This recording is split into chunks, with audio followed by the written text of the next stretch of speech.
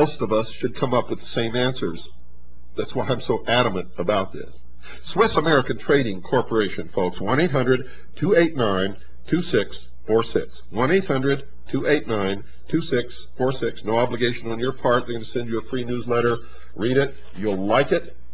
You don't have to do anything with them if you don't want to. But I recommend that you do. Now, the Bible, folks, discusses a being called Lucifer in both the Old and New Testaments, and we're going to be talking a lot about the Bible tonight because we have to look at this from every point of view. We've looked at it from the mystery schools.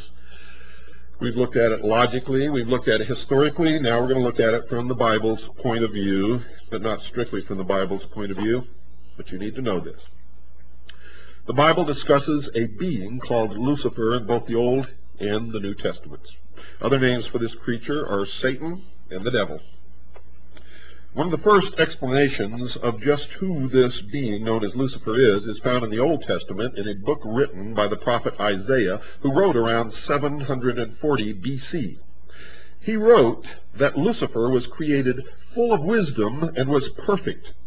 He was created the anointed cherub that covereth the throne of God, and that he actually was upon the holy mountain of God. He later corrupted his wisdom by reason of his brightness. The Bible then records that God cast him to the ground. Isaiah wrote this in Isaiah chapter 14, verse 12. Quote, "How art thou fallen from heaven, O Lucifer, son of the morning? How art thou cut down to the ground, which didst weaken the nations?" Unquote. And folks, this was the very first recorded UFO sighting, if indeed it was a sighting at all. Notice that the fall of Lucifer weakened the nations of the world, and this will be examined in other chapters of this study. Quote, "For thou hast said in thine heart, I will ascend into heaven. I will exalt my throne above the stars of God. I will sit also upon the mound of the congregation in the sides of the north. I will ascend above the heights of the clouds. I will be like the Most High." Unquote. Luke, a writer in the New Testament, records in Luke chapter 10, verse 18, that Jesus said that he beheld, quote, "Satan as lightning fall from heaven," unquote. Peter records in 2 Peter chapter 2, verse 4, that God has, quote, "spared not the angels that sinned, but cast them down," unquote, as well. Paul, another New Testament writer, wrote this about Lucifer in 2 Corinthians chapter 11, verse 14, in about 57 AD. Quote, "And no marvel, for Satan is transformed into an angel of light," unquote. And in 2 Thessalonians chapter 2, verse 9, Paul wrote that Satan was capable of working, quote, "lying wonders," unquote. In around 90 AD, John, the author of the book known as Revelation, wrote in Revelation chapter 12, verse 9, that Satan was a, quote, "dragon," unquote. Lucifer shows up in the original site of human habitation on earth called the Garden of Eden. The Creator, God, placed Adam, the first man, and later Eve, the first woman, in this garden, but told them that there were certain rules that they had to abide by. And these are spelled out in Genesis chapter 2, verses 16 and 17. Quote, "And the Lord God commanded the man, saying, Of every tree of the garden thou mayest freely eat, but of the tree of the knowledge of good and evil thou shalt not eat of it, for in the day that thou eatest thereof thou shalt surely die," unquote. Later, Lucifer spoke through his serpent to Eve, but in reality to both men and women. Quote, "Yea, hath God said, Ye shall not eat of every tree of the garden? And the woman said unto the serpent, We may eat of the fruit of the trees of the garden, but of the fruit of the tree which is in the midst of the garden, the tree of the knowledge of good and evil, God hath said, Ye shall not eat of it, lest ye die. And the serpent said unto the woman, Ye shall not surely die, for God doth know that in the day ye eat thereof, then your eyes shall be opened, and ye shall be as gods, knowing good and evil," unquote. So from the above information, it is possible to glean a little knowledge about the nature of Lucifer. 1, he was cast down from heaven because he desired to ascend directly into the seat of heavenly power, the throne of God. 2, he is referred to as the son of the morning. This appears to be a reference to Lucifer being similar to the sun, which also rises every morning. His desire Number 3, his desire is to sit on the north side of the mountain of God. Lucifer can deceive the world. This is number 4. Lucifer can deceive the world because he has been transformed into an angel of light. And 5, Lucifer can work lying wonders. Now, with those basic understandings, folks, of Lucifer in place, it will be possible to examine the views of others about this fallen entity. However, not all agree with the picture of Lucifer being evil. For Albert Pike wrote this, quote, "There is no rebellious demon of evil, our principle of darkness, and in eternal controversy with God," unquote.